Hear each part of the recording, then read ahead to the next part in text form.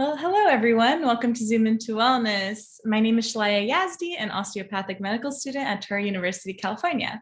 I am here today with my mentor, Jay Shubrook, who started this program so that we can raise awareness about health and wellness, especially as it pertains to diabetes management and treatment.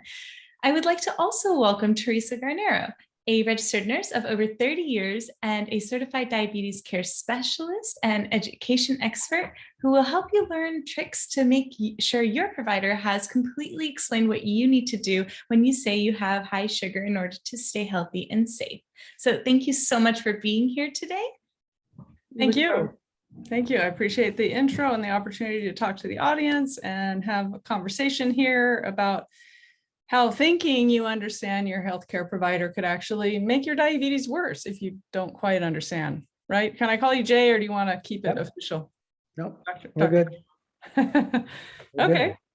So, I think one thing that I would love to highlight is that you actually work on both sides of the education spectrum. You've worked directly with patients, and you've actually worked with kind of educating providers. And I think that gives you really a unique insight because you've worked on both sides clinically, you've worked on both sides educationally. Maybe share with the audience a little bit about your path or where you got to where you are now. Sure. So I'm currently an assistant clinical professor and director of diabetes management certificate programs at the University of the Pacific's Bennard College. So I do educate healthcare providers to learn the latest in diabetes care so they can provide better care. But my passion is also in helping people with or at risk for diabetes to live a life of wellness. And certainly that means decreasing all the burdens associated with the daily grind of dealing with a high blood sugar and all the things that go with it, usually cholesterol and blood pressure. So one example is I created the Sweet People Club. It's an online platform to help people prevent and manage type 2. It's all video based, it's all online. I know we're all zoomed out, but it's one way to access a course that is, you don't have to drive across town to get the care you need. And I've also worked in a number of programs, like at UCSF, I manage their pediatric diabetes program, and I've also been in charge of several adult programs. And so I have seen, as we say in the field, from womb to tomb, everything from pregnancy all the way through older adult, on both caring for people with diabetes and their families, but also helping providers get the knowledge and the tools that they need. So the program I just created has 120 speakers across the globe that came together for this 100-hour program. It's really cool. That's so impressive. And I think that context is really important because as we talk about this topic, which I think is critical to, self-management, is to really know that this is a topic you've been involved with for a long time, both directly in clinical care, but also in education. So tell us about your title. Your title's provocative, and I think that it deserves an explanation. Yeah, it does, right? So I was thinking about, all right, how do you package health literacy? What does that mean? And so a lot of times we think we understand what our healthcare provider says when we leave the office, or you might just sort of be like, well, what was that? And you might think, it's okay. I got the basics. But when it comes to managing diabetes, it could actually cause some harm if you don't really understand. So by the end of this talk, I'm going to give you some tips to be sure that you understand, because in not knowing, that's where you could actually have more problems, more risk for complications. And so I want to just take the listeners through, well, what is this health literacy thing? And what are some examples? And how do I know where I fit into it? So we could better suss that out. I mean, one of the things I love to do is to, I know we were talking before we hit record, is to try to find a little lighter side of all this. So I also draw diabetes cartoons, and that's a very easy way to communicate a point. It's not that there's anything funny about managing a chronic condition, but there's so much nuance and, there's so much to it that sometimes if you see something funny, it can lift your spirits and help you continue with those daily efforts. So I know we're going to talk about health literacy to make sure you understand what your provider is saying so that you can be safe. But I just want to emphasize there are many ways to go about this. Yeah, and I think that when I hear health literacy as an educator, it means one thing. But I think that as a patient, I don't really know that I fully understand the scope of the problem. So how often is health literacy an issue in visits? Is this something that many people experience, some people experience? Well, I think you don't know what you don't know, right? And so there is a very large study. First, let me back up and talk about how do we define health literacy?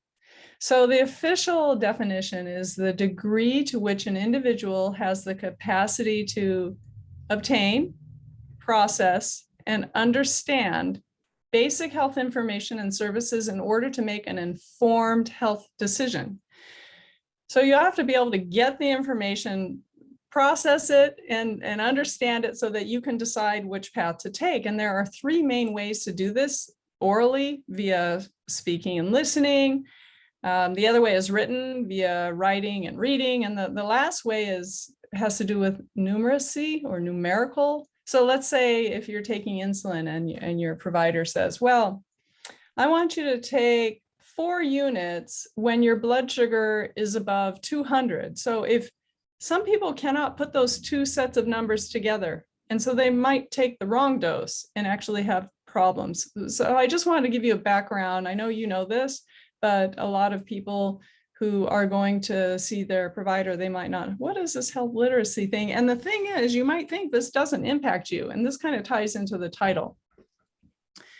You might think, I understand, I've got this down, I'm educated, but the statistics, and I'm not going to throw a lot of numbers out there, but if you look at the grand, the grand initial research into this, the National Assessment for Health Literacy, it showed that most people are not proficient, as in 88% of people are not proficient in health literacy. That means about half of people are average in understanding, and about 22% are basic, and 14% are below basic.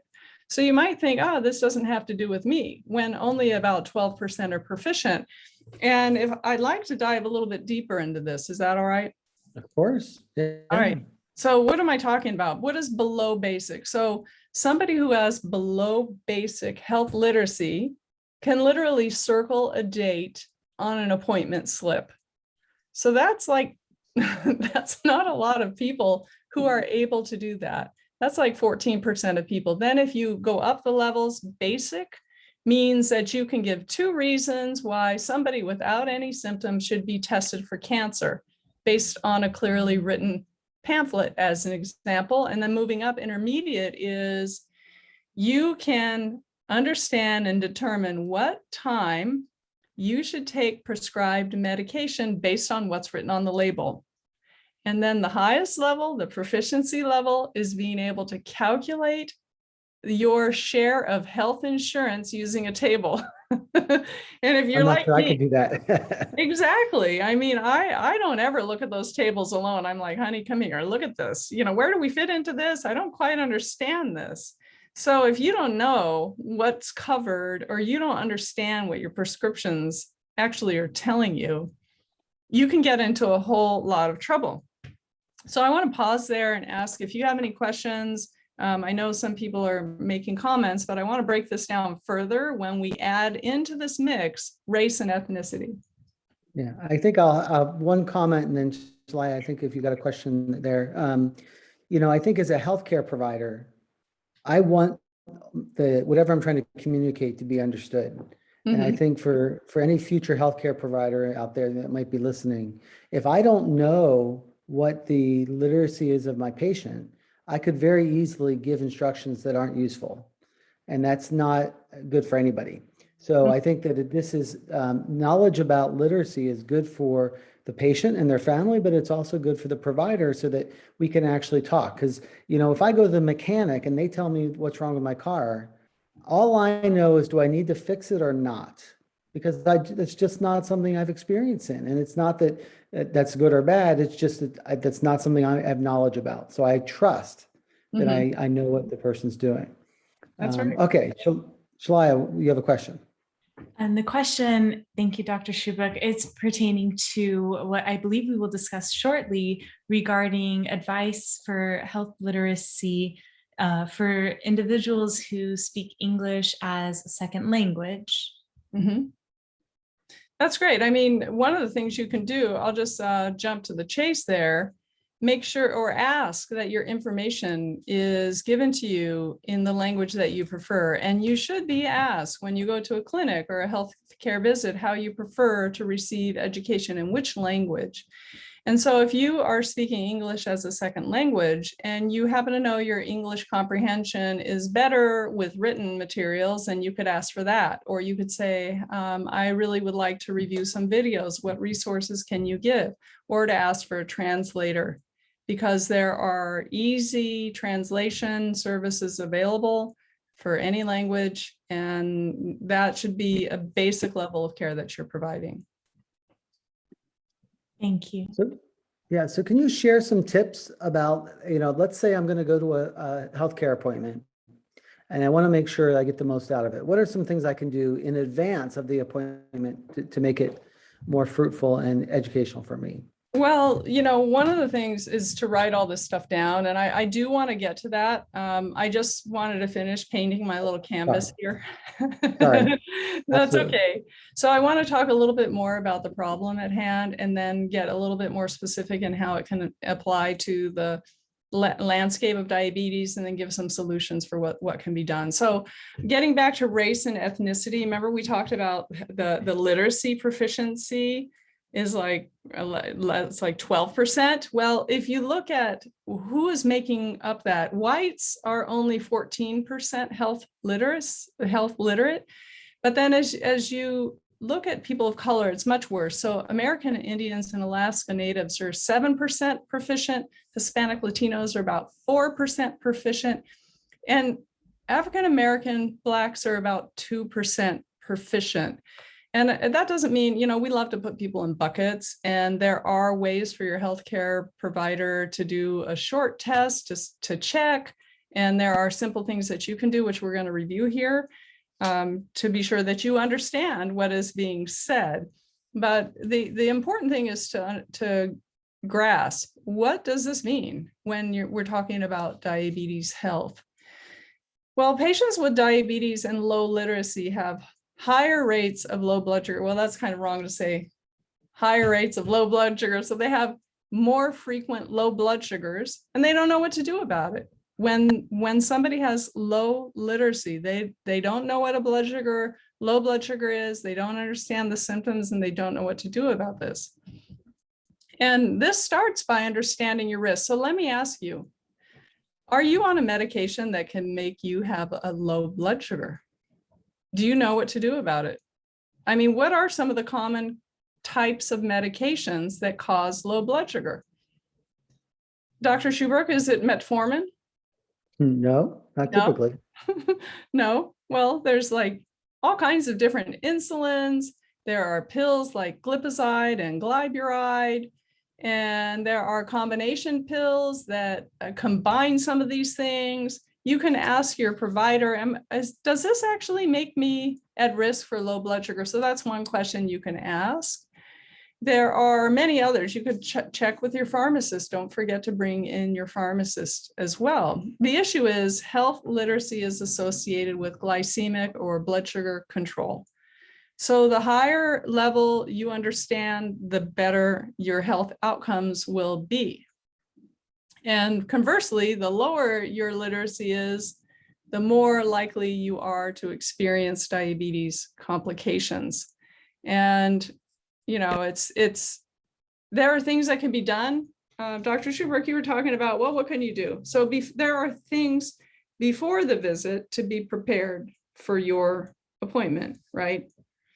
So part of that is having a list, having that ongoing list. If it's something that's not urgent, writing those things down, prioritizing it. So when you go into the appointment, you can share with your provider right up front, hey, I have this whole list of things. This number one thing is the most important. And if if you understand that appointment, you've got too much going on, ask for a longer appointment, because your provider is most likely only going to be able to address one. What's the average visit, Dr. Shubrook?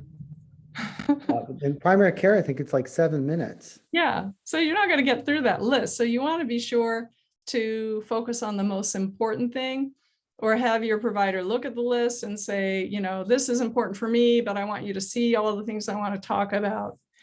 And the other thing that you can do to save a lot of time is bring a list of all of your medications and your supplements. There's a lot of time spent, a lot of time wasted by, well, what do you take? Yeah, it's that pill for blood pressure. It kind of, if you have it list, then it's really easy to compare. And what about bringing somebody with you to the appointment?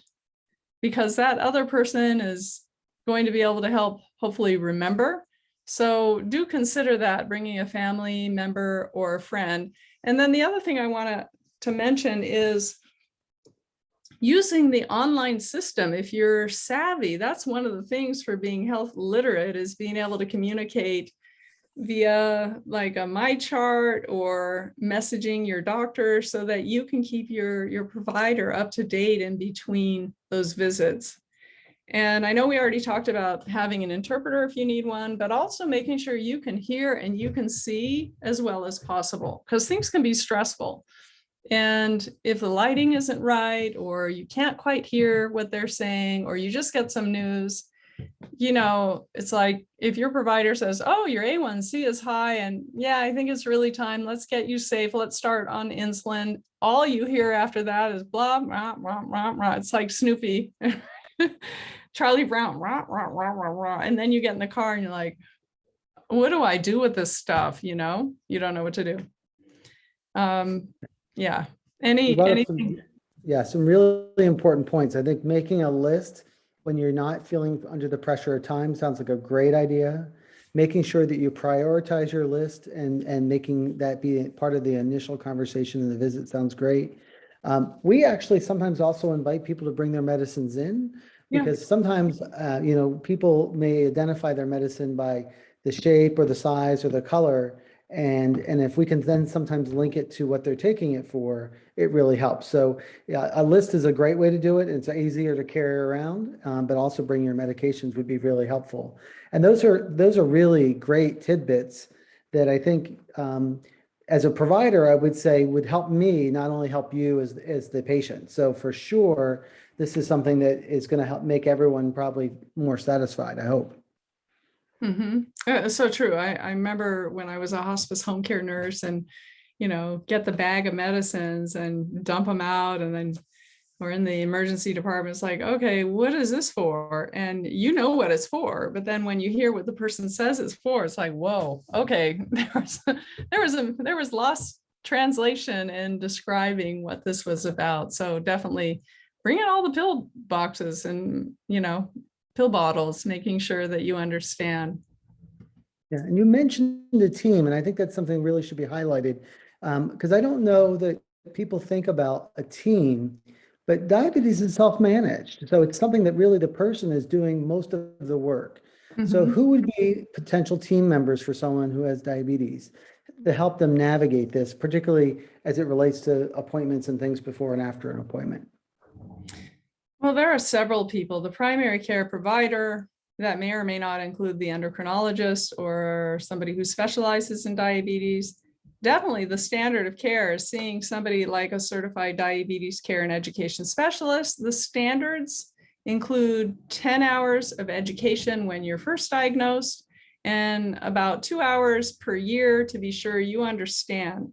So make sure you're seeing a diabetes educator who can help you understand the nuance. I mean, seeing a dietitian, a registered dietitian who is also specialized in diabetes, because, the number one question I get is, okay, what do I eat? Mm-hmm.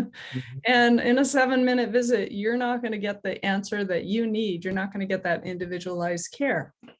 Part of your team also includes the ancillary people, they're not ancillary, but they're important, like getting your eyes checked with the ophthalmologist and having your kidneys screened, and your primary care provider will get these kind of maintenance, I call it the car maintenance schedule of different tests that you need to have done, making sure you're getting your flu vaccine and, you know, seeing the podiatrist is needed, but your support person can really be a big part of this. And that might include other people who are dealing with the same condition. So attending a support group, people who do actually have better outcomes because you learn from each other and you pick up tips that you might not get in a visit. I know I've missed a bunch of people. Who else are No, part? I think that's wonderful. You know, I would include the pharmacists typically as part of the Absolutely. team. Thank you. mentioned. Yeah, because Thank they're you. available and they have the medicines and they can over that. But what you said something that really struck me. And often people will bring family members in, but with something like diabetes, that sometimes can be difficult because if there's translation or there's kind of, there's emotion attached to it. And so sometimes I've seen the most effective ally is sometimes a friend or someone that has diabetes who then actually is really there to help the person. And maybe they know a little bit about the condition. Maybe they're you know, they have an alliance different than a family member. Not that a family member is bad, but sometimes a friend can also be a great team member. Yeah, you don't want to get the diabetes police set up, right? Thank you for mentioning pharmacists. I also want to do a shout out for dentists and a shout out for mental health professionals. Part of dealing with this is trying to minimize the burden of diabetes distress and or depression. So the standards of care are to see a mental health professional once a year as part of this. So I'm sure, I feel like, you know, we just won an Oscar and I'm going to neglect saying somebody important, but it is a team. And you're right, bringing in a friend or, you know, working with a psychologist or a social worker who specializes in diabetes to strengthen that support you get at home. Because the last thing you want is, you can't have this. Meanwhile, they're eating all this stuff that, you know, is really going against your health. And so having that conversation, you know what? Instead of saying things like, oh, are you low? You're kind of getting nasty. You're kind of getting snarky. You know, it's like, wait a minute. If you think I'm low, this is what I need you to say. You know, I'm wondering if, you know, how can you help me with my diabetes care? This is what I want you to do. I want you to invite me to go out for a walk. I don't want you to comment on my food. I am perfectly capable of understanding what's on my plate. And that's where a mental health professional can really kind of do a lot of the nuance to help build a team so that there's not this antagonism that can occur. Yeah, wonderful points. And you highlighted two things I want to come back to. One was the need for diabetes education. You know, very few people actually get diabetes education in their first year of diagnosis, which to me is just crazy. Yeah, it's like handing the car keys to the teenager and letting them go drive off. It's like, have fun. Exactly. That's a great analogy. So I want to empower people in the community to be their own advocates. So how can someone access diabetes education if it's not already been recommended by their primary care provider?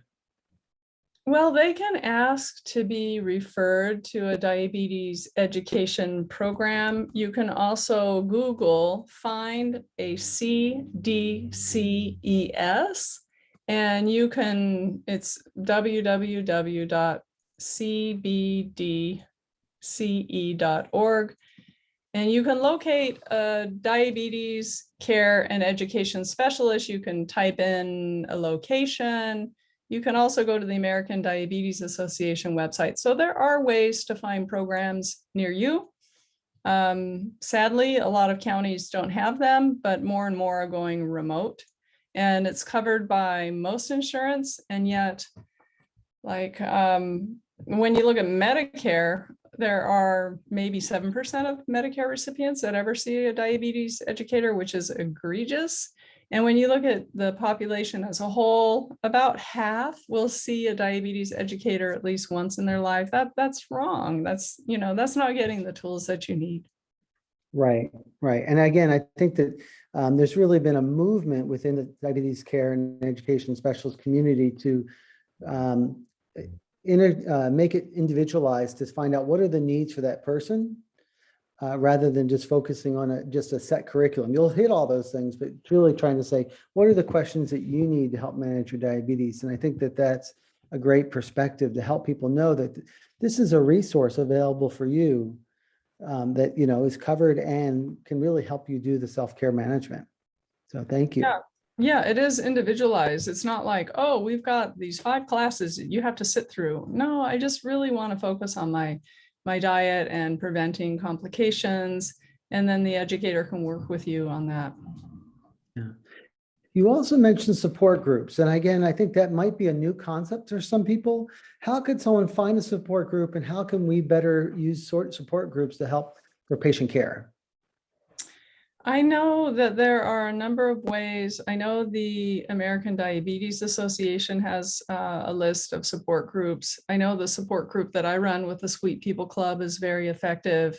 I mean, I was diagnosed with prediabetes about 5 years ago, and it was really a struggle, even though I'm in the profession. I really wanted to lean on other people who were kind of dealing with this. It's like this little voice in the back of your head. It's like, you better do this and you better do that. So it does really help. There's also through diabetes. So there are a number of ways to find. You can just Google local diabetes support group. What you do want to see is it moderated or is it not moderated? So you want to be sure that you're getting quality information.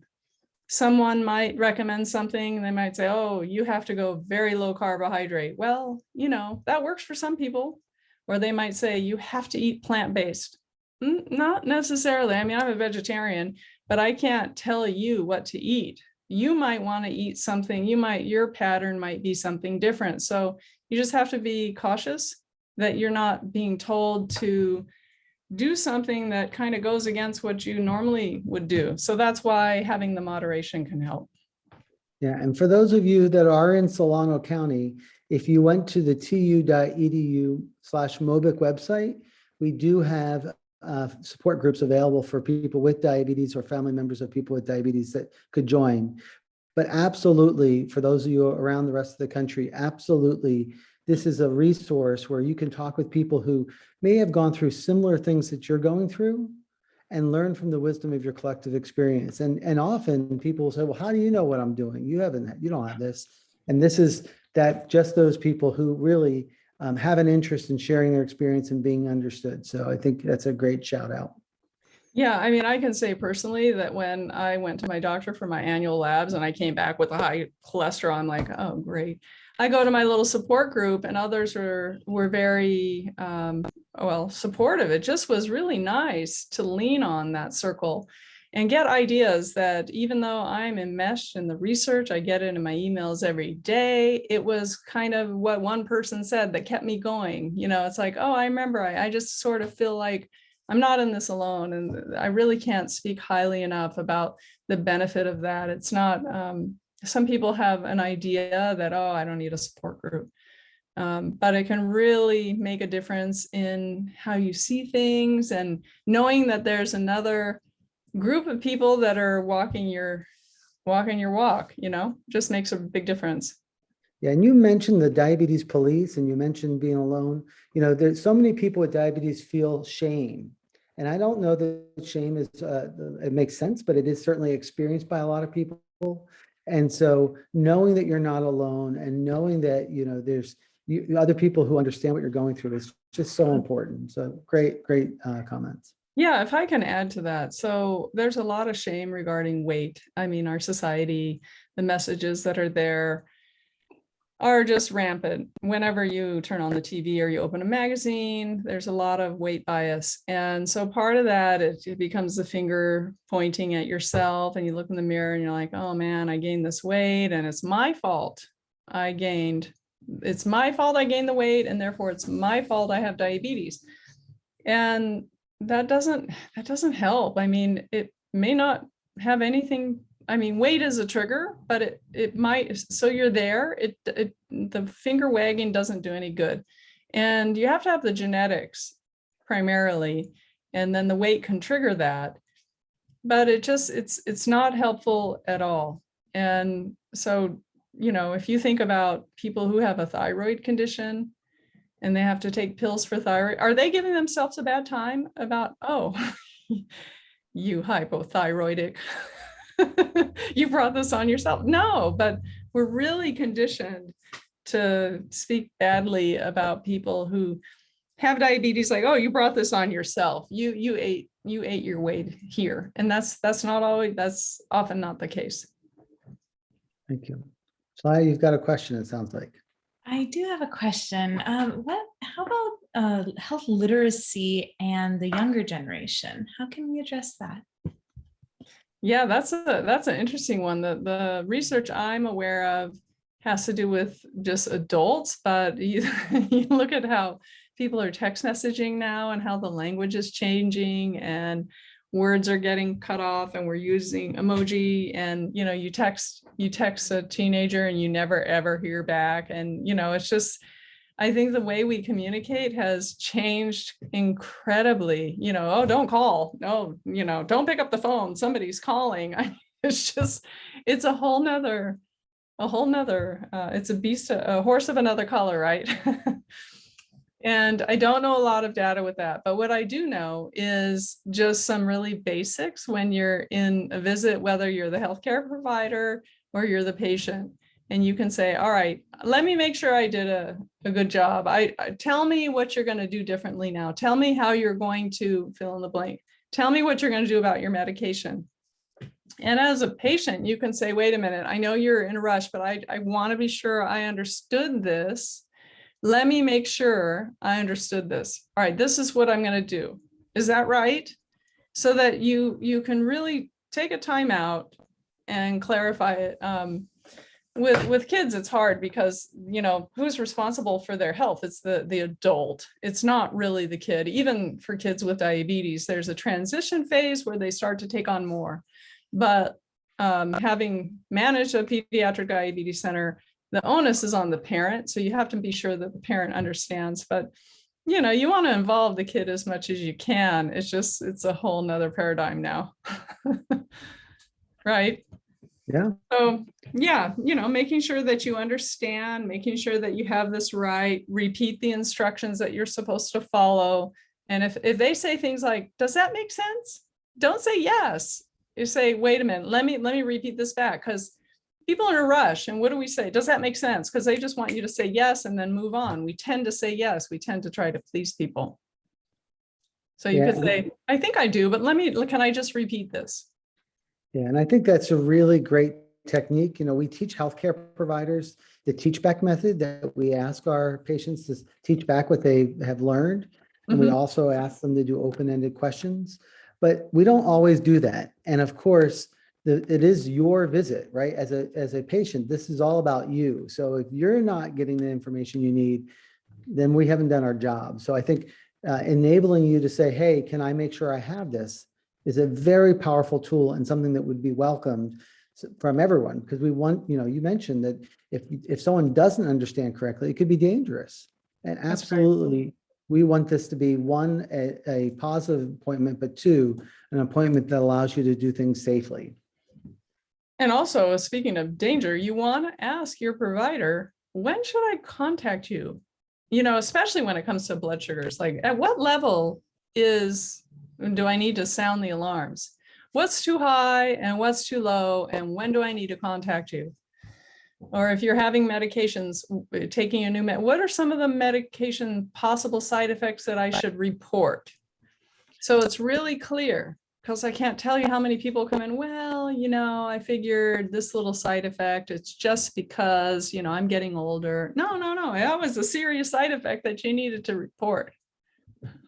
Absolutely. And again, people don't always know. And again, it's always better to ask.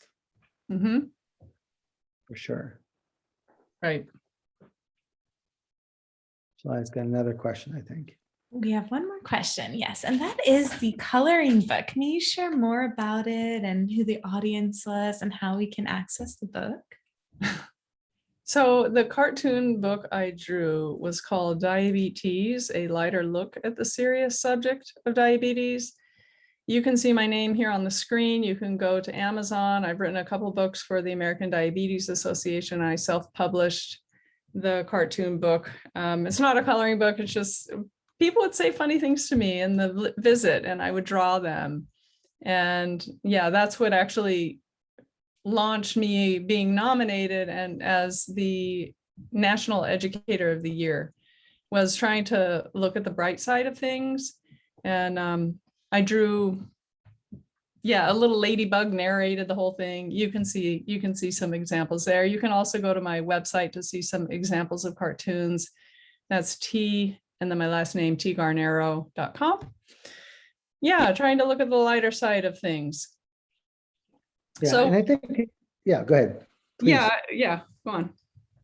Well, I was just going to say that, you know, having alternative ways to communicate is really important, right? Because I think that sometimes pictures are like pictures worth 1,000 words is one thing you say, but sometimes just being able to know that one, we're human, two, this is tough, and three, you're not alone. Those are powerful messages. And I don't know that enough people get the messages. And I think that your communications have been really valuable for many, many people. Thank you. Trying to keep it real, trying to keep it friendly and approachable, and hey, let's work this out. Let's figure out a plan. Let's keep it realistic. I love the dietitians to pieces. A lot of them are my very dear friends, but I could never eat like they do. They eat like saints, they're so consistent. And it can be very discouraging. And I think some people feel like, oh, now that I have this, I always have to eat, this way. And, we're always trying to improve slowly, not anything drastic, just slow changes. Make a change that you can continue the rest of your life, something small, because those small decisions add up to our future health. Yeah, and I think that, you've highlighted some things today that I think are really important. There's culture it's involved in eating, there's community that's involved in eating, and there's shame that's involved in eating, and particularly in diabetes. And those things clash and really make it quite hard for many people to manage diabetes through nutrition therapy. And so what you just said was so important, is that we don't want anybody to throw out their culture. We don't want anybody to throw out their family, probably not. But we definitely know that if we villainize a food group, or we villainize foods that maybe are tied to cultural identity, that doesn't work well. No, so it backfires. So I think it's really important for us to understand when someone comes in, what it is that they identify with, what's important to them, and then that recommendation about changes should be a shared decision, right? What do you think you can change, or what do you think you're able to do today is a great way. And I know, this is your realm, so I know that you're familiar with that, but I think that too many people don't get the opportunity to have that discussion in a way where they feel like they're in charge. And so this is a place where a certified diabetes education and care specialist could really help. Right, because you might think, oh, great, I can't ever have rice again. No, it's like, how much rice can you have? Let's push it and do some experimentation. Let's check your blood sugar before that meal, have the meal, check it 2 hours after. If you only go up about 50 points, your body could handle the meal.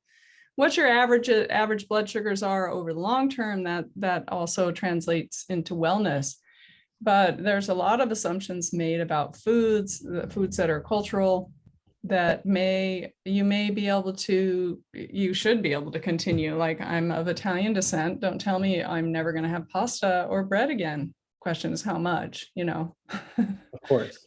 Right? It's a balancing act. So we've talked about a lot of important things today. And I guess I would want to make sure, if you were speaking to, the next 50 people that are going to come to my office, and I'm just any provider whatsoever, what would be 3 things that you think are the most important things for patients to arm themselves with to make their visits safer and more effective?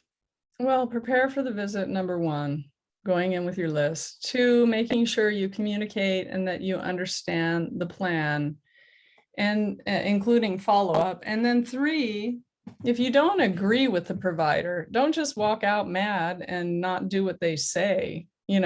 have dialogue. So I guess it could all be boiled down into communication. What if you have concerns, just say, is it okay if I share some concerns I have about the plan that you're suggesting? Or I'm wondering if we can try something else, because when I tried this before, this is what happened. And I'm wondering if you are open to having dialogue, because it's really important that I feel free to talk with my provider. And I would say most providers are going to say, of course, I want you to tell me exactly what's on your mind. So Yeah. communication, communication, and communication. I love it. Again, true to most all things that have human interaction. And it sounds like you could write your next book on phrases to use in healthcare for patients, because, we have our Spanish phrase book, we have all these things, but I think that would be a really great pocketbook that you could produce for people around the country to say, these are things that make your visits more effective. Maybe we could do a series of text messages for the youth. Oh, I like it. And share it with the adults in the audience. I like it. Well, I want to thank you so much for joining today. For those of you who joined late, Theresa Garnero is a nationally known diabetes educator and care specialist.